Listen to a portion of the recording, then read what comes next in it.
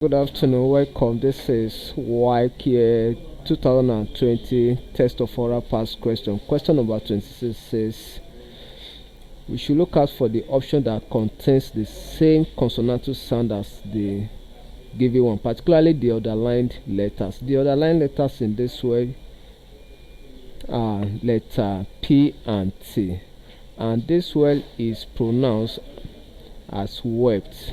So by its international phonetic transcription, we have it in this form.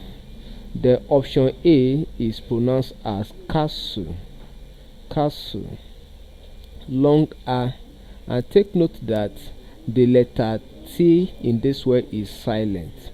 Then option B is pronounced as a pestle, a pestle.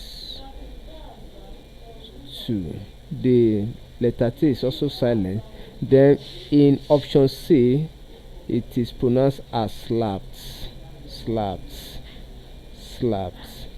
The letter ED sounds, take note of that.